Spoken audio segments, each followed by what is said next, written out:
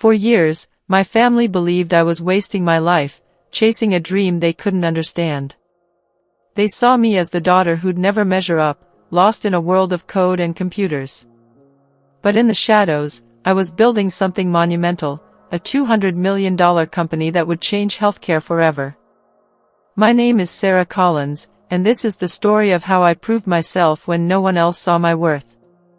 It all came to a head one night, at my brother's engagement dinner, when his fiancée's words stopped the room cold. "Wait, you're the founder?" Picture those family dinners, where every word felt like a verdict. My father, a brilliant surgeon, and my mother, an undefeated attorney, sat in judgment.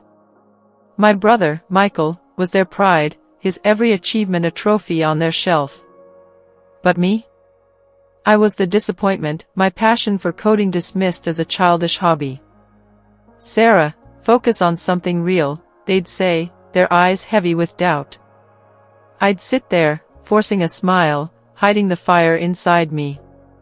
They didn't know I was already building an empire, one line of code at a time, far from their approval. That night at Bluebird changed everything, but not in the way I'd imagined. My phone lit up with texts from family, a deluge of words I'd never expected. Aunts, uncles, cousins, people who'd barely noticed me, suddenly wanted to know my story. My mother sent a long message, praising my drive, as if she'd always seen it.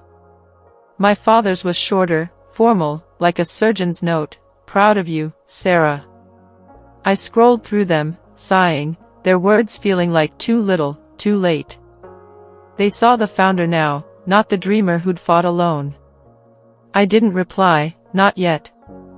The truth I'd revealed wasn't for them to claim, it was mine, hard-won, and I needed time to decide what came next. The brunch invitation came a week later, my parents' attempt to bridge the gap. I sat across from them at a sunlit cafe, their faces a mix of pride and unease. My mother, Elizabeth, started carefully. "Sarah, we always knew you had potential," she said, her voice rehearsed. The words grated, rewriting years of dismissal. I couldn't stay silent. "You didn't know, Mom," I said, my voice steady but firm. "You saw a failure because I didn't fit your mold. I built Nextech despite that, not because of it." Her eyes filled with tears, a rare crack in her composure. "We wanted the best for you," she whispered, voice breaking. I nodded, softening, but held my ground. "I found my best without you." My father stayed quiet, his regret palpable.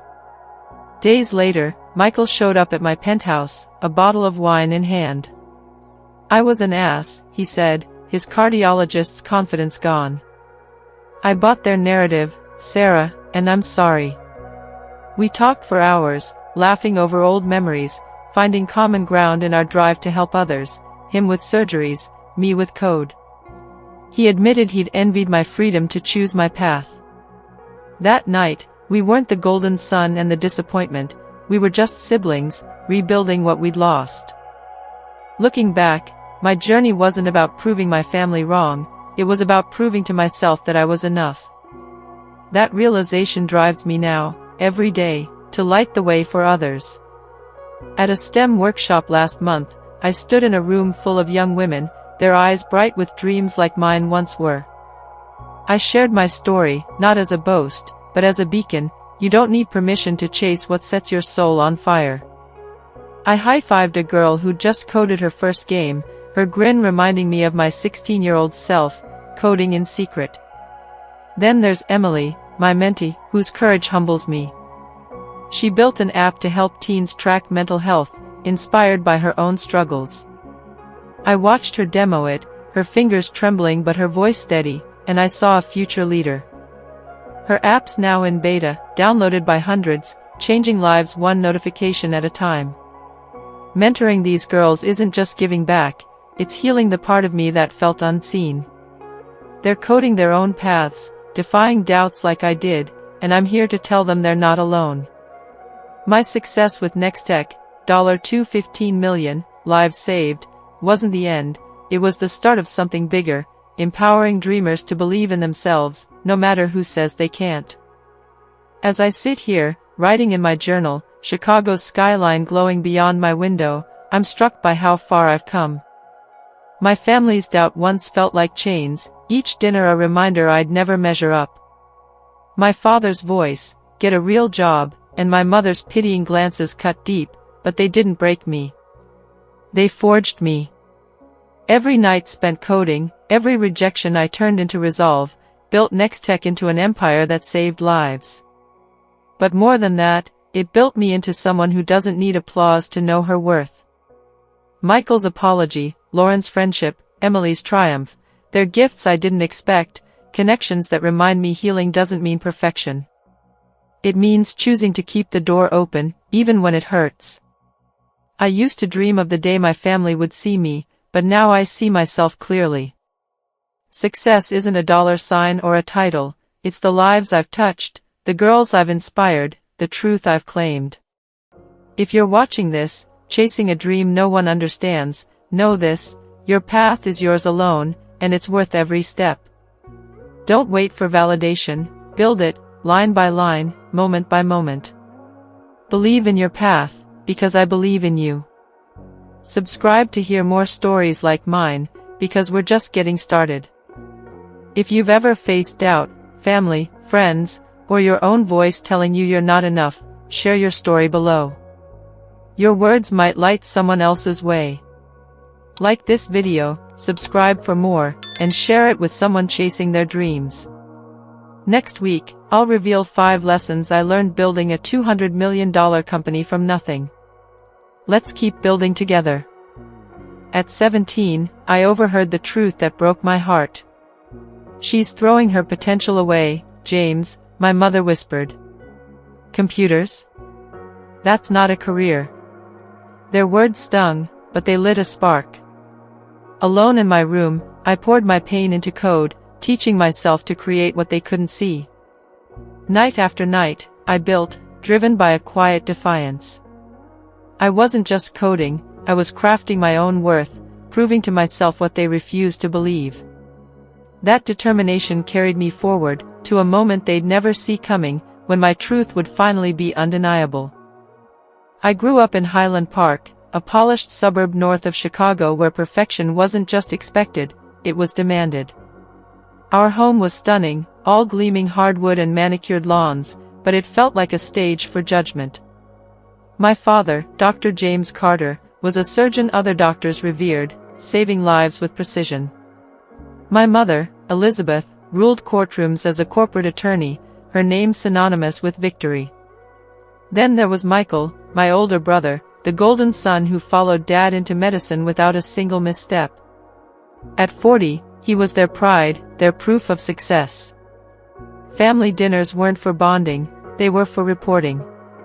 Every night, my mother would start, "So, what did everyone achieve today?" Michael always had an answer: perfect test scores, science fair trophies, volunteer hours at elite hospitals. His words were met with nods and smiles, the room glowing with their approval. At 16, I was proud of my own victories. I'd taught myself HTML and CSS over a weekend, built a website just for fun. I'd bring it to the table, heart racing, hoping they'd see me. "That's nice, Sarah," Mom would say, her smile tight, never reaching her eyes. "But shouldn't you focus on debate team? Colleges want sustained commitment, not hobbies." Dad would nod, already turning to Michael's latest triumph. My coding was a toy, not a future. Their dismissal cut deep, but I swallowed the hurt, forcing a nod. I learned early that my passion didn't fit their script of success. In their world, achievement meant operating rooms or courtrooms, not lines of code. So, I carried my dreams in silence, waiting for the day they'd have to see me. At 17, I heard the words that changed everything. I paused on the staircase, their voices drifting from the kitchen below. "She's throwing her potential away, James," my mother whispered, her tone sharp with worry. "Computers? That's not a career for someone like Sarah." My father's sigh was heavy, agreeing without words. Their doubt pierced me, a wound I'd carry for years. But that night, alone in my room, I turned their words into fuel. The screen's glow became my sanctuary, each line of code a rebellion against their verdict. I wasn't just coding, I was building my worth. At 16, I saw a chance to prove myself beyond our dinner table. My school's massive annual fundraiser was a logistical nightmare, hundreds of volunteers, thousands of dollars, endless chaos. I built an app to streamline it, coding through nights until my eyes burned. It worked.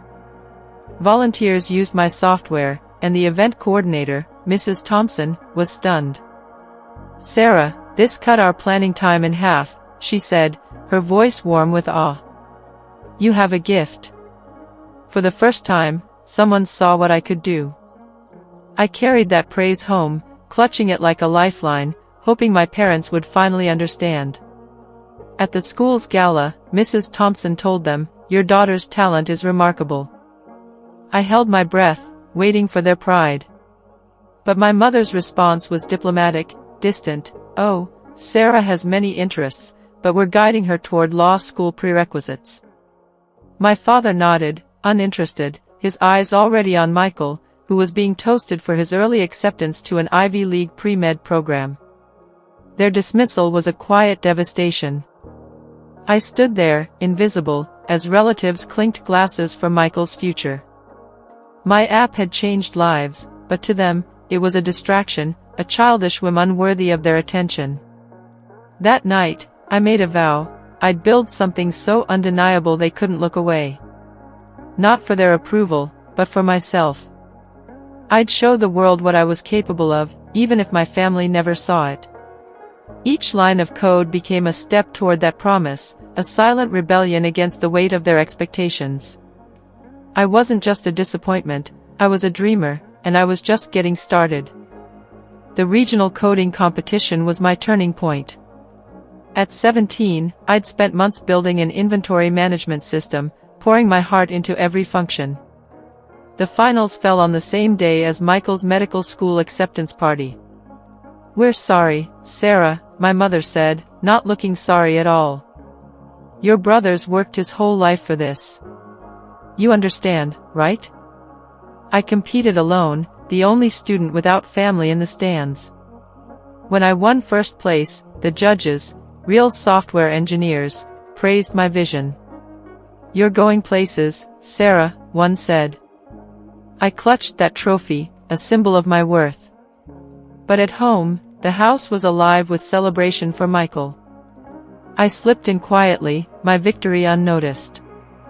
"That's wonderful, dear," my father said distractedly when I mentioned it, already raising a glass to my brother.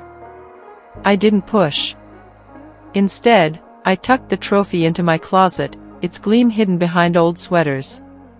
The sounds of laughter and clinking glasses echoed through the walls as I sat on my bed, staring at the ceiling. That night, I decided I'd succeed on my own terms. Their validation wasn't my goal anymore. I'd build something bigger than their expectations, something they couldn't ignore, even if it took years. At 18, I made a choice that felt like betrayal to my family. I turned down Yale's pre-law program for Illinois Tech's computer science degree. My parents' faces said it all, disappointment etched deep, as if I'd chosen a circus over a career. "You're throwing away your potential, Sarah," my father said, his voice heavy with finality. My mother's silence was louder, her eyes avoiding mine. But as I packed my bags, a quiet thrill stirred inside me. For the first time, I was choosing my own path, not theirs. At Illinois Tech, I found my place. The campus buzzed with ideas, and I wasn't the odd one out anymore. I was Sarah, the coder who tackled projects with a hunger I'd kept hidden for years. In an advanced programming class, I met Jessica Miller, a brilliant mind who matched my drive. We'd stay up late in the dorm, debugging code, laughing over pizza, pushing each other to think bigger. One night, we finished a project early and added features just for the challenge. Jessica high-fived me, her grin wide. We're unstoppable, Sarah. In that moment, I felt seen, not as a disappointment, but as a creator. College was my rebellion, not loud or defiant, but quiet and deliberate. I was building something my family couldn't understand, something I didn't need their permission to love. Every late-night coding session, every solved bug, was a step toward proving my worth, to myself, not them. I wasn't running from their expectations, I was running toward my own truth. Jessica and I became more than classmates, we became dreamers with a shared vision. One night, over coffee in a campus cafe, she opened her laptop to an article about medical communication failures. Her mother had been misdiagnosed 3 times before getting proper treatment for lupus.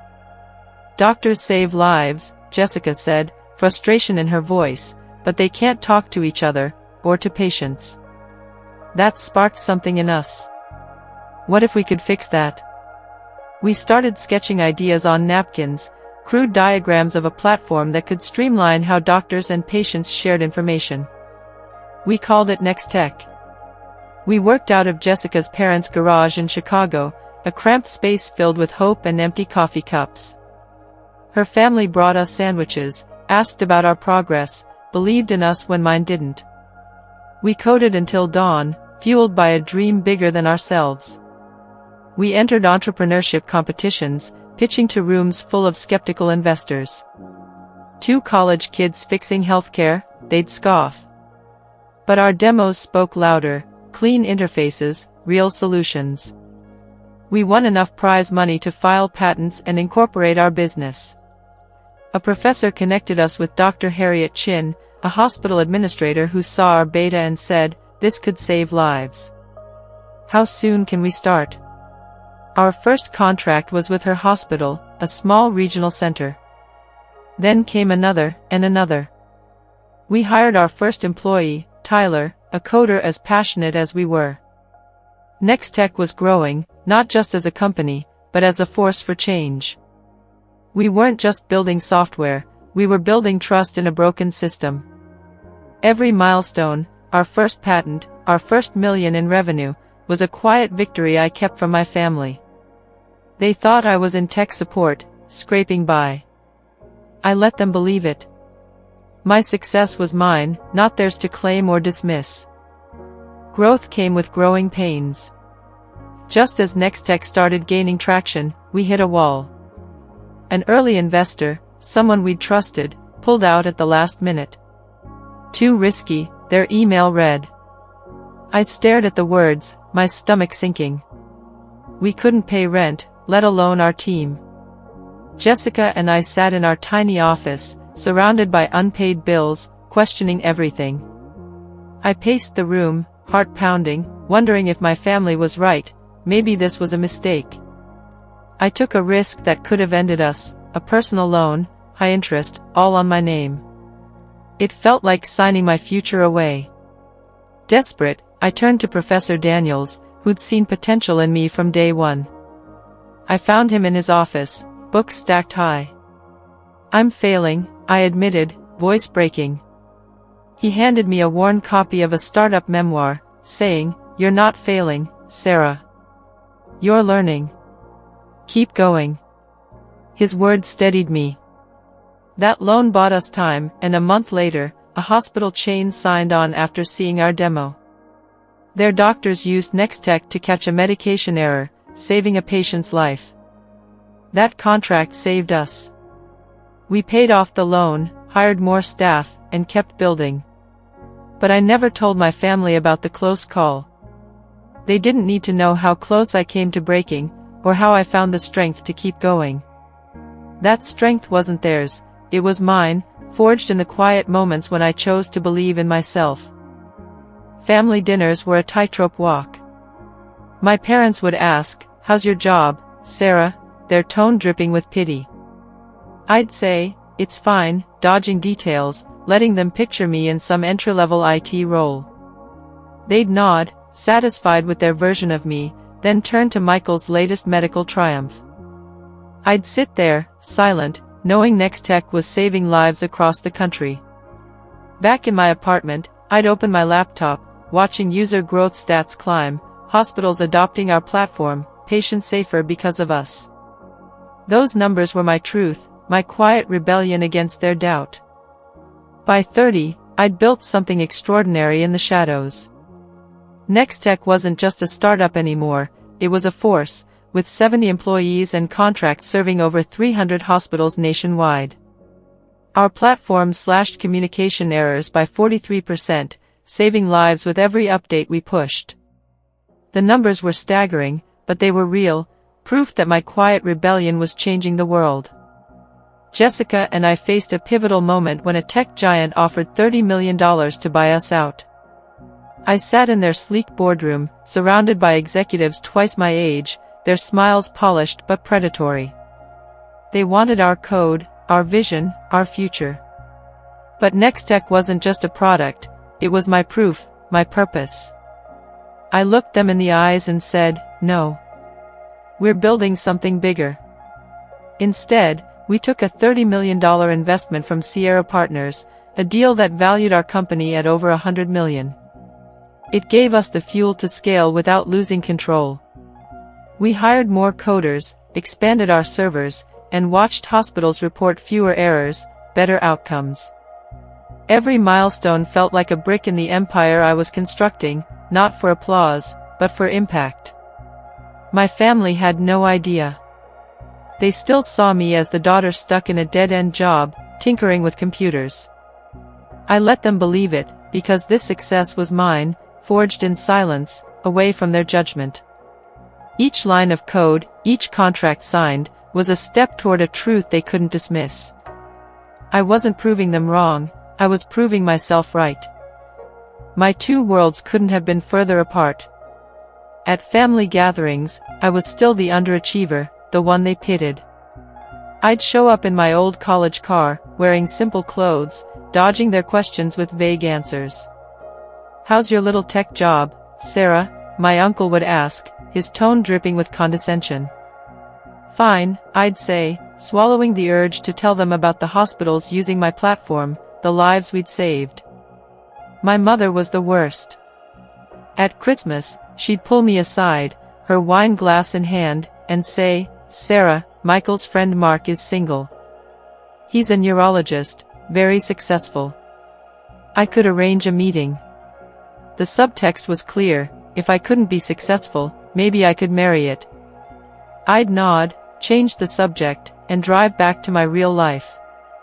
Meanwhile, in the tech world, I was becoming a shadow legend. I spoke at conferences, my face blurred in photos to keep my privacy. Industry journals called me the ghost founder, praising Nextech's innovation. "This platform is light years ahead," one article read. I'd stand on stages, sharing our vision, feeling the crowd's energy, knowing I was part of something bigger than myself. But I never let it go to my head. The spotlight wasn't my goal, impact was. Back at home, I'd faced the same old script, my father suggesting administrative jobs at Michael's hospital, my cousins asking when I'd get serious. Each jab stung, but I'd built armor. I'd leave those dinners, sit in my car, and check my phone, emails from hospital CEOs, stats showing patient satisfaction soaring. That was my truth, the one I carried alone. My family's doubt couldn't touch it, but it still hurt to know they'd never asked who I really was. The family reunion was the breaking point. I'd driven hours to attend, hoping for once to feel like I belonged. Instead, my mother cornered me by the dessert table, her voice low but sharp. "Sarah, we've arranged for you to meet a lawyer friend of your father's. He's very successful, you need someone stable." The words landed like a slap, her assumption that I was floundering too much to bear. Relatives nearby overheard, their pitying glances burning into me. I felt small, like the teenager who'd hidden her coding dreams. "I'm fine, Mom," I said, my voice tight, but she pressed on, oblivious. I stormed out, tears blurring my vision, and drove back to Chicago. In my apartment, I coded through the night, channeling my anger into Nextech's next update. Each keystroke was defiance, a refusal to let their doubt define me. The next day, I met Emily, a 16-year-old coder I was mentoring through a STEM program. She reminded me of myself, bright, driven, but dismissed by her family. Over coffee, she confessed, "My parents think coding's a waste of time. They want me to be a doctor." I leaned forward, seeing my own pain in her eyes. "Build what matters to you," I told her. "Find people who see your vision, even if it's not your family." I showed her how to debug her first app, watched her face light up as it ran perfectly. That moment healed something in me. Helping Emily wasn't just about coding, it was about giving her the belief I'd had to find alone. Her success became my strength, a reminder that my work mattered, not just for hospitals, but for dreamers like us.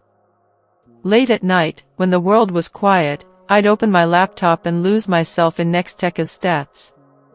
The numbers were more than data, they were lives changed, errors prevented, trust restored. Over 300 hospitals used our platform, with studies showing a 43% drop in communication errors and 38% higher patient satisfaction. Each percentage point was a story, a patient who got the right care, a doctor who had the right information. I'd scroll through the dashboards, watching user growth climb, and a quiet smile would break through. This was my empire, built line by line, contract by contract, in the face of doubt. My family's voices still echoed, my father's, "Get a real job," my mother's pitying looks, but those stats drowned them out. They were my armor, my proof that I didn't need their validation to know my worth. I'd think about the early days, coding in Jessica's garage, scraping by on ramen, believing when no one else did. Now, medical journals were citing us, calling Nextech a game changer. I kept my name out of the headlines, just Sarah, co-founder, letting the work speak. But sometimes, alone, I'd wonder, what would it feel like to tell them? To step out of the shadows and let them see? I wasn't ready yet. The empire I'd built was mine, a sanctuary of purpose I'd carved out against their disbelief. Those numbers, glowing on my screen, were my truth. They reminded me why I kept going, not to prove them wrong, but to prove to myself that I was enough. And in that quiet, I found peace, knowing the world was changing because of what I'd dared to build. Michael's engagement dinner was at Bluebird, Chicago's most exclusive restaurant, a place where power and prestige hung in the air. I walked in, dressed simply but elegantly, my heart steady despite the familiar weight of expectation. For years, I'd braced for my family's pity, their subtle digs about my so-called failures.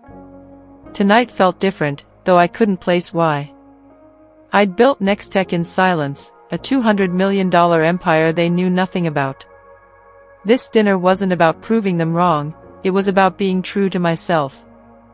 But the universe had other plans, ready to collide my hidden world with theirs. The table was a showcase of my family's pride, my parents, James and Elizabeth, radiating approval for Michael, their perfect son. My uncle leaned in, his voice loud with false cheer. "Sarah, I hear there's an IT job at Apple, quite a step up for you." I forced a smile, the familiar sting of their assumptions settling in. My father joined in, his tone patronizing. "There's no shame in starting small, Sarah. We just want you to succeed." I nodded, biting back the truth, I was already succeeding, beyond their wildest dreams.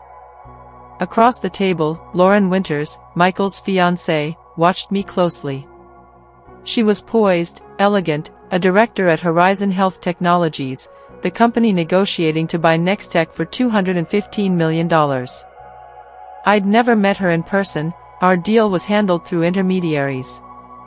But her gaze lingered, a flicker of recognition growing. During a lull, she set down her fork, her voice cutting through the chatter. "Forgive me, but is your last name Collins?" I nodded, unsure where this was going. Her eyes widened. "You're Sarah Collins, the founder of Nextech?" The room froze. My mother's hand paused on her necklace, my father's wine glass hung mid-air, and Michael's jaw dropped. Lauren's voice grew animated. You built the healthcare platform revolutionizing patient care, used in over 300 facilities. I felt every eye on me, their disbelief like a weight. My heart pounded, but my voice stayed calm. Yes, that's me. The silence was deafening, their world unraveling as mine finally came into focus. Lauren's words hung in the air, and in that moment, I saw my life flash before me, nights spent coding alone, the glow of my laptop my only companion. While my family dismissed me, I was building a platform that saved lives. Lauren pressed on, oblivious to the shock around her. Your platform reduced medication errors at Boston General by 62% in its first year. We've been trying to match it at Horizon, but you're light years ahead. That's why we're offering $215 million to acquire you. My mother gasped, her pearls clutched tighter. My father's face was a mask of confusion, his surgeon's confidence shaken. Michael laughed nervously, desperate to reclaim control. No, Lauren, you're mistaken. Sarah works in IT, tech support or something. His denial stung, but I met Lauren's gaze, steady and sure. No, Michael, I said softly. I'm the co-founder and CEO of Nextech. Jessica and I started it 6 years ago. We employ 70 people, serve hundreds of hospitals, and we're closing the biggest deal of our lives. The words felt surreal, like speaking a truth I'd guarded for years. I saw myself at 16, hiding my coding passion, at 18, defying their pre-law plans, at 25, signing our first hospital contract. Every moment of doubt, every dismissed achievement, had led to this. Lauren nodded, respect in her eyes. I had no idea you were Michael's sister. Your profile only says, Sarah, no photo. I smiled faintly. I prefer a low profile. The table stayed silent, their world shifting.